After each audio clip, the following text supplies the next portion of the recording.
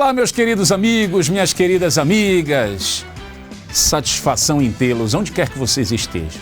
É dessa forma que eu quero começar mais um Gazeta do Povo cumprimentando vocês. Iniciar com o pé direito, como já diz o velho ditado, com o pé direito mais uma semana. Hoje é segunda-feira. A gente tendo a oportunidade desse compromisso que sempre de segunda a sexta-feira às 8 horas da noite, aqui na programação da TV Grão-Pará, que é a nossa TV Gazeta de Belém. Eu sou o Ricardo Kizan Lourenço, prazer e satisfação em tê-los, aonde vocês vão acompanhar hoje no Gazeta do Povo notícias como essas, relevantes, importantes e participações também relevantes e importantes. Após encontro com representantes do governo em Brasília, embaixadores da Noruega e da Alemanha admitiram que o fundo da Amazônia pode ser extinto. Também teremos hoje a participação do jornalista, cronista esportivo, âncora da TV Grão-Pará, Edson Matoso. E os principais lances do Campeonato Brasileiro da Série C entre Paysandu e Tombense e Clube do Remo e Juventude. E os lances da Copa América, onde o Brasil foi campeão em cima do Peru. Portanto, vocês acompanham essas e outras notícias logo depois do nosso uma rápida chamada da programação da TV Gazeta. Eu prometo, é rapidinho, até porque o nosso convite está mais do que feito. Até já!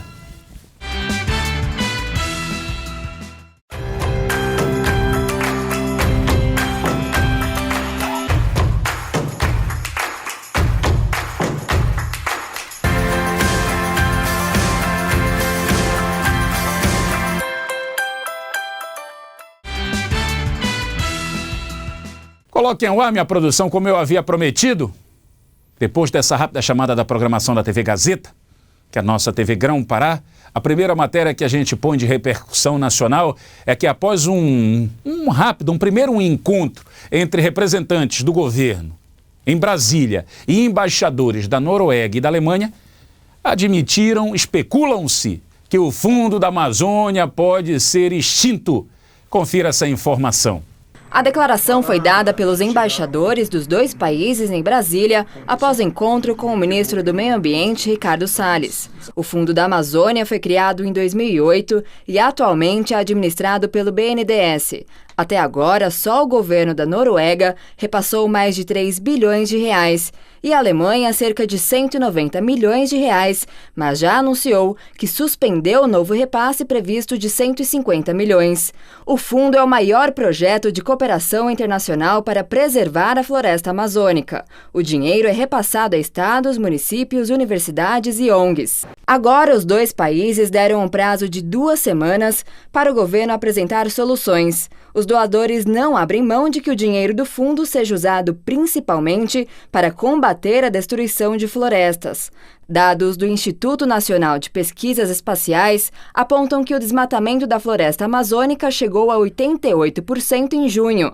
Segundo dados do INPE, isso representa 920 quilômetros quadrados de área desmatada. Esse número é equivalente a 2 vezes a área da cidade de Belo Horizonte, em Minas Gerais. Aí a informação, eu vou ter a oportunidade de ouvir o entendimento, a visão de um jornalista de longas datas, né? Ele sabe do que eu estou falando, do que eu me refiro. Provavelmente ele tem uma visão e eu quero cumprimentá-lo antes de qualquer coisa, antes de conversar sobre qualquer assunto. Seja muito bem-vindo, Matoso. Muito obrigado pelo seu carinho, pelo seu entendimento.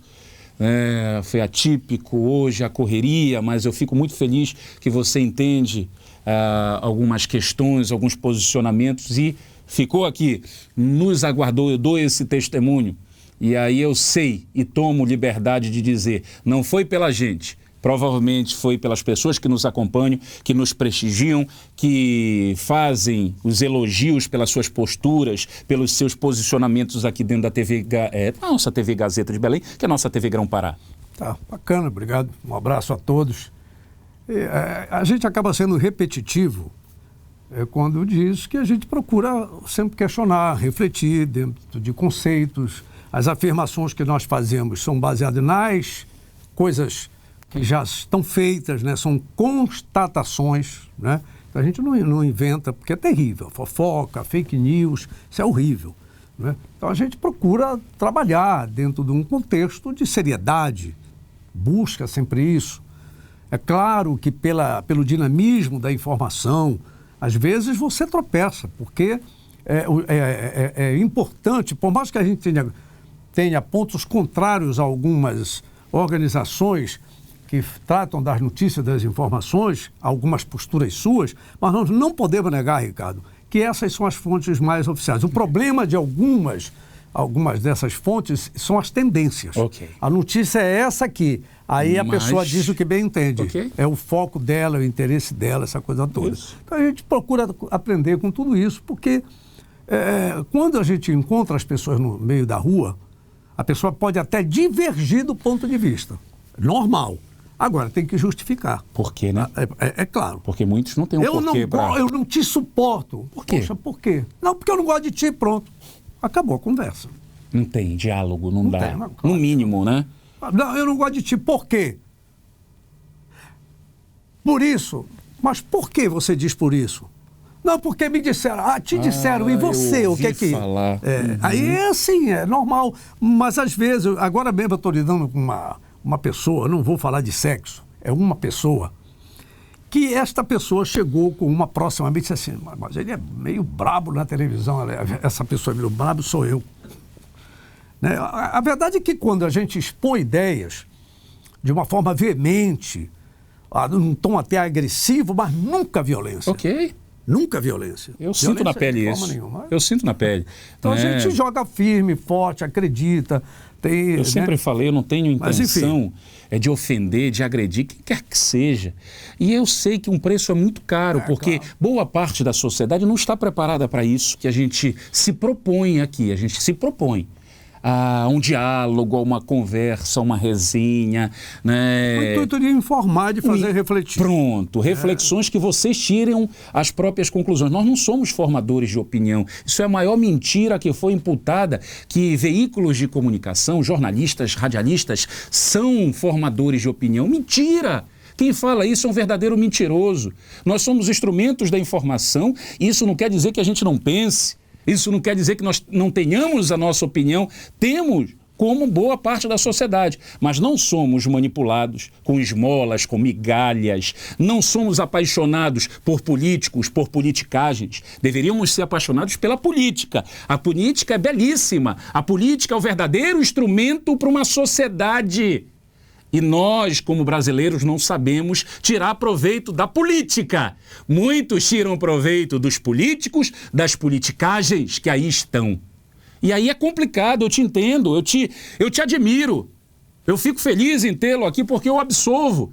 Eu sempre brinco, eu comecei depois da manhã, eu estou começando depois da manhã, ainda tenho muito para aprender. Eu sei que erro, procuro rever os meus erros. Mas quando a gente traz pessoas com vivência, com experiência, não é qualquer um com 45, 6, 47 anos de profissão tem a cabeça erguida hoje em qualquer veículo de comunicação.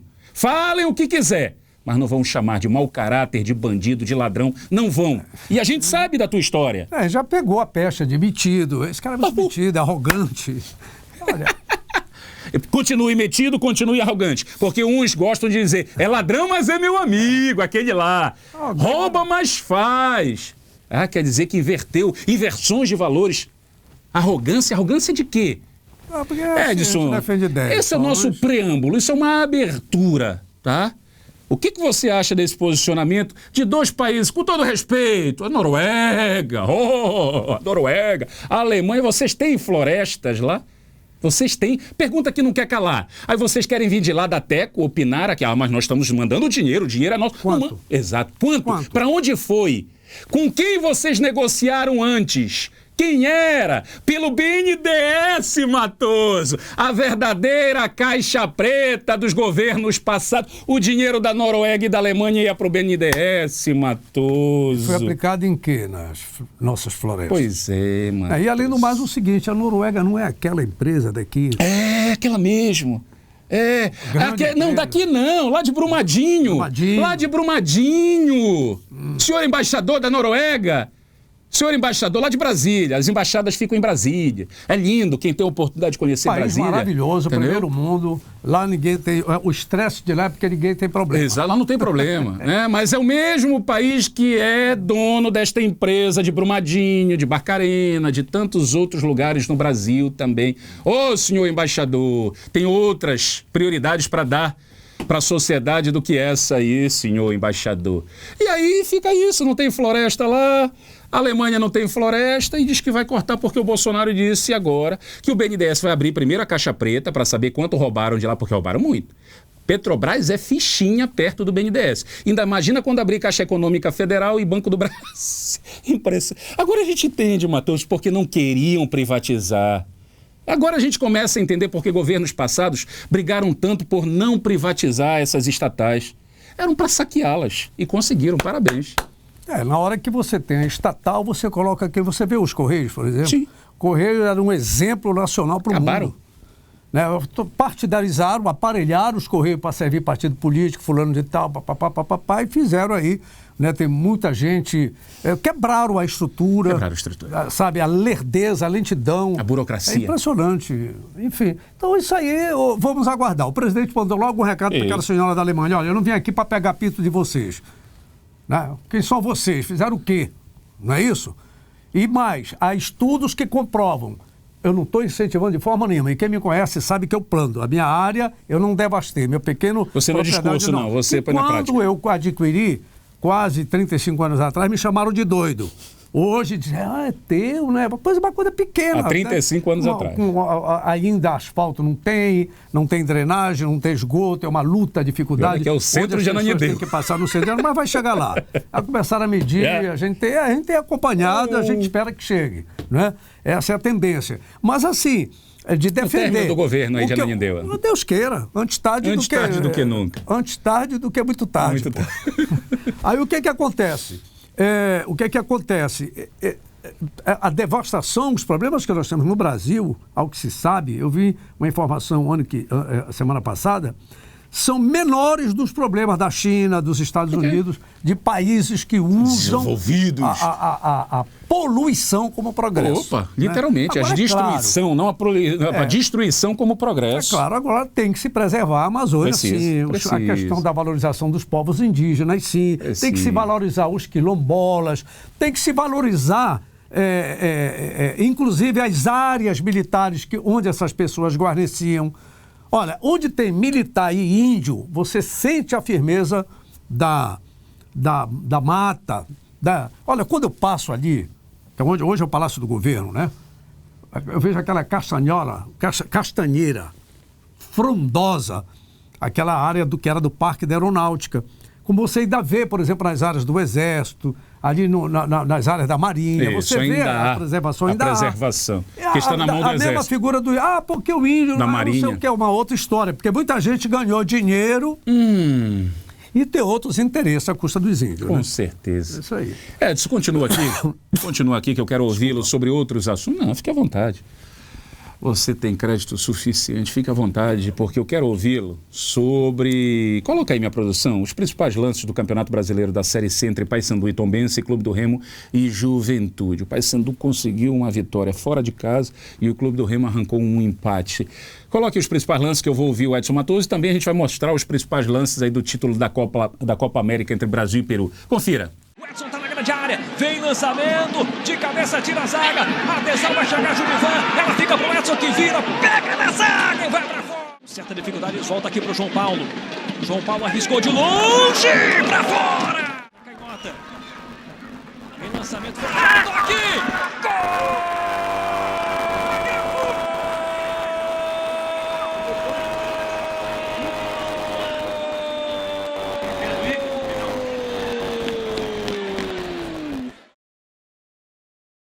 Com uma liberdade impressionante, o Denner bateu à esquerda do gol.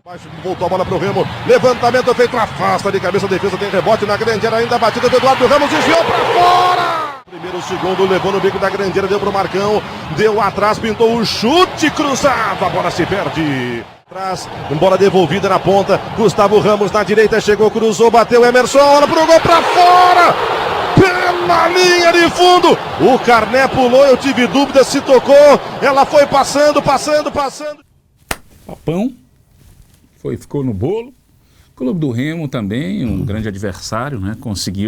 Arrancou esse empate.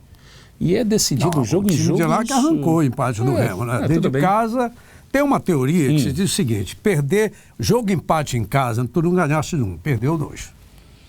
Né? Porque a ideia o mando de jogo ainda funciona muito em todo mundo. Funciona, Matoso. É importante essas vitórias dentro de casa. Claro que é.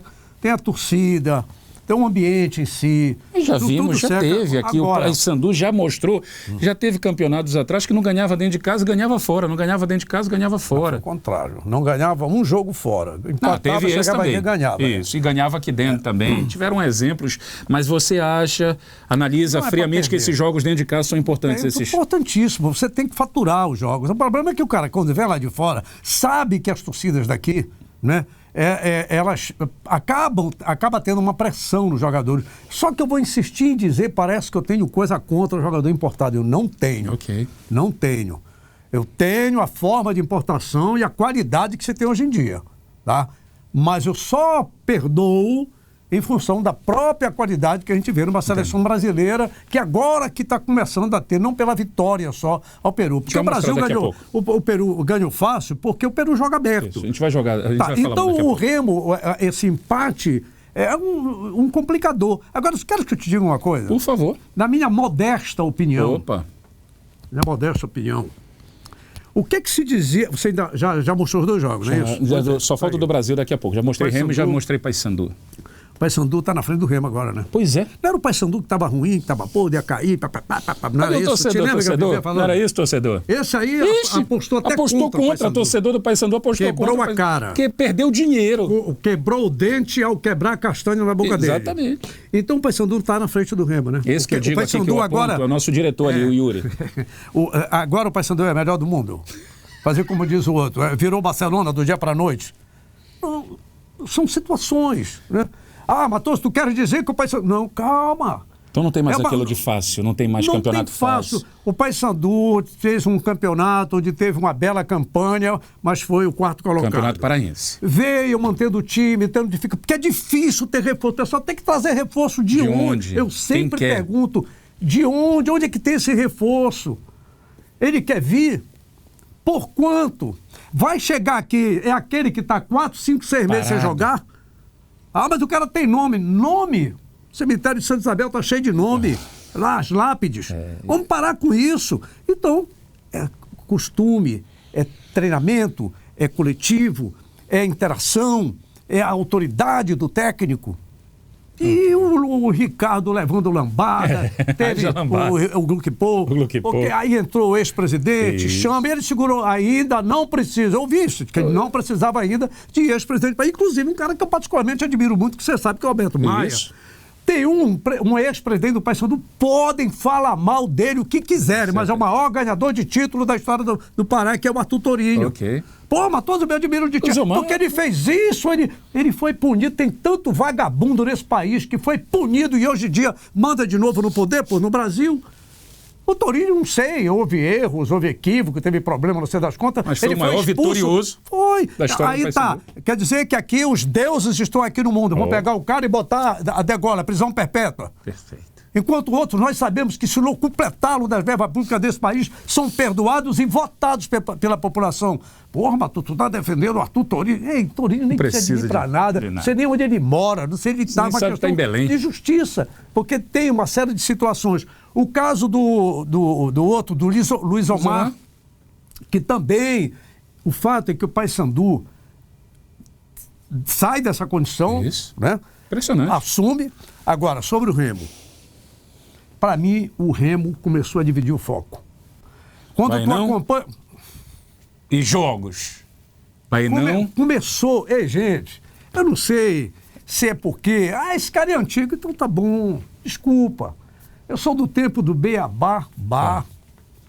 Mais um. Para você chegar no Beabá, tem que saber o ABC. Agora, tu ainda não chegou no Beabá. E já tá lá no E já final. tá querendo chegar no Zuzu. Não dá. Então, para mim, o Remo saiu um pouco do foco, porque não me venham com histórias de milagres. Eu não acredito em milagres no mundo do negócio. Ou tu és eficiente, eficaz, efetivo, ou então não tem. Que o Fábio Bentes vem desenvolvendo um trabalho com simplicidade, humildade, mas quando tu acompanhas as informações sobre Remo e Paysandu... Você fala mais de time. É só Bainão. Bainão, só osso. Só se vê Bainão. A regra 1 no futebol, para você ter um time de futebol, você deve ter primeiro o campo de jogo. Isso.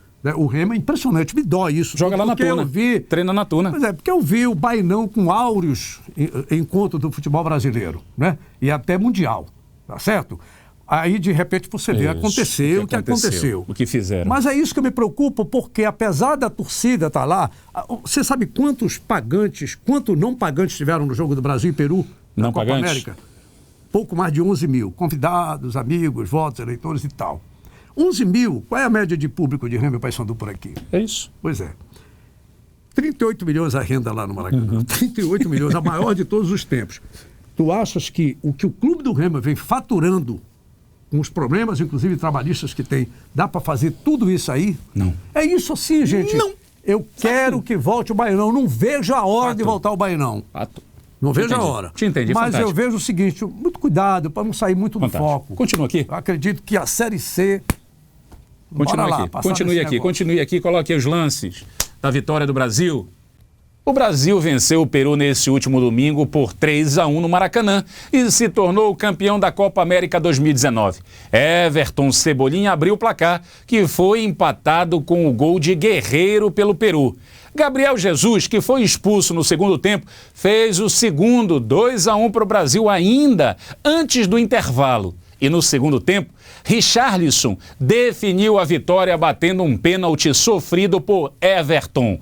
A seleção brasileira, que mantém a invencibilidade de nunca ter perdido uma Copa América em que foi o país sede, chegou ao seu 9º título. Aí o Brasil, era Tite, impressionante. O que me chamou bastante atenção foi o patriotismo dos brasileiros que lá estiveram, ingressos até a R$ 1.500. R$ 1.500. Mas enfim, o show foi dado, o Brasil conquistou sem Neymar. E detalhe, fundamental, o Cebolinha, que foi colocado no lugar do Neymar, já não vai ficar mais nem no Grêmio, já está sendo negociado. São aquelas oportunidades que são dadas no momento certo e na hora certa. Tem muita gente que não acredita, mas tá aí os exemplos. Como é que você, nesse contexto, eu sei que é difícil, mas de uma forma rápida, sucinta, objetiva, como é que você enxerga a seleção brasileira? O Brasil encontrou um adversário que joga bola, joga e deixa jogar. O adversário que joga e deixa jogar contra o Brasil já começa a perder de 0-0. Você viu que a Venezuela não era para não deixar o Brasil jogar. E não jogou. E numa jogada furtiva, conseguiu o gol. Chegou até perto disso, né? Chegou até perto disso. Com o Paraguai não é diferente. Porque eles sabem da superioridade do Brasil, mais do que a superioridade técnica, tá certo? Que hoje ela é barrada com a competência tática e física dos jogadores na Europa e de outras regiões que vêm tendo esse ensinamento no estilo do futebol europeu. Vamos lembrar, você viu o sufoco que o modesto Japão, modesto na questão do futebol, né? Você viu o que fez? Eles têm outras prioridades, uma seleção olímpica olhando o futuro. Você está vendo a seleção dos Estados Unidos chegando... São 10 milhões de atletas do futebol mulheres feminino. Jogando lá, investimentos pesados. Investimentos pesados aqui. A Marta não tem um patrocinador. Um patrocinador, a Marta não teve. Há muita diferença. Muito. O nosso futebol, eu fico vendo aí a chamada da imprensa, essa coisa toda, o mais competitivo e difícil campeonato do mundo. Porque nos outros países, tu tens, na Espanha tu tens Barcelona, Real Madrid e os outros. E olha que os outros são fortes. Os outros. Sevilha, Atlético de Madrid. Isso. Aí você vai para a França, tem aí hoje o Paris Saint-Germain, aí tu tens o Lyon, tu tens o Lyon. Aí tu vais para a Alemanha, tu tem os Bayern. Se é Bayern, não sei, é bom. Né? Aí tu pegas o da Itália, até um tempo era Internacional e Milan. Mas tu tinhas também a Juventus, a Roma. Aí todo mundo, quando pega o futebol brasileiro, tu tens 8 candidatos de primeira para o título nacional. Tu pega os 4 de São Paulo, Isso. 3 do Rio, variando, Paraná, 3. lá. Aí você pega um do Paraná, que hoje é o Atlético Paranaense, Ok. tá certo? Tu pega os 2 Do Sul, Rio Grande do Sul. os 2 mineiros, Grêmio, os 2 do Inter, Sul. E aí escapando do Nordeste, que pode ser da Bahia ou de Do Pernambuco. Norte está fora, isso nem não tem nós primeiro... estamos muito longe, a gente não nós consegue estamos resolver os longe. nossos problemas aqui. Ô, Ricardo, eu fico vendo vocês da imprensa. É um absurdo cobrar o repá 40 conto e tu quer ter futebol de primeira, pô. Ah, Matoso, mas futebol é pra pobre. Quem te disse? Aí R$1.500 o ingresso da seleção Quem te brasileira. disse que futebol Maracanã. é pra quem gosta? Futebol não é nem pra pobre, nem pra rico, É para quem gosta. É fantástico. Fantástico. E Vale o a pena cara, pensar quando nisso. gosta, quando ele ama, Paga. quando ele curte, ele poupa. Você sabia que esse jogo, afinal, já estavam todos os ingressos vendidos antes de terminar? Se era Brasil ou Se era não? Brasil ou não, porque o cara quer ver o espetáculo. Isso. Ok. Claro, com o Brasil melhor ainda. Campeão? Excelente. Então, eu vejo assim, o futebol brasileiro é o mais competitivo, é o mais difícil, não sei o quê, do mundo, e não consegue formar uma seleção, pô. E quando bota um cara diferente, não é nem um Cebolão, pô. É o Cebolinha. Tá entendendo? Mas agradeceram aquela modelo lá para levar quê? o Neymar. Tá nas redes sociais, todo mundo agradecendo a moça por ter incentivado o Neymar, né? Porque mostrou que não fez falta. Mas também não dá pra aguentar, né? E o pior Brincadeiras é que à parte, tá nas redes sociais, agradecendo a moça lá pela... Olha, não é tripudiado Por o cara e tal, mas sinceramente, o futebol é De repente, 11 em campo e 12 no banco de reserva. Não é só de um jogador. Pô. Matoso, de repente basta saber qual é a prioridade. A gente sabe a prioridade de alguns que aí estão. Era craque. Não, craque, com certeza. Sabe o que Mas que me as perguntaram? manchetes dos... Aí eu vou me recorrer a você. Sim. Quais são as últimas manchetes do Neymar? Caiu Isso, de novo. Vai isso, cair. isso. Caiu outra vez. Tá num evento. Parece via sacra, a primeira queda. Tá com segunda modelo. queda. Deus que me perdoe. Tá com atriz. Pois é. De bola, de futebol, a gente não ouve mais falar. Então, Deu basta burro saber. no cara. Deu um soco no torcedor. Quais são as prioridades? Pronto, acabou. Edson, Um abraço. obrigado. Muito obrigado por começar a semana ladeado a você, né, para a gente absorver essas informações, esse conhecimento. Né, e da sua postura a gente não espera nada diferente, né? Dessa forma, dessa comunicação que você sempre praticou e continua praticando e ensinou, incentivou centenas de comunicadores, inclusive a mim. Eu dou esse testemunho. Uma cria aí nesse... Só assim, não cometo os mesmos erros que eu cometi, não me arrependo, porque era ignorante. Não confrontem. Não confrontem, não conflitem. Diálogo. Esse é o caminho. Forte abraço. Até amanhã, 8 horas da noite.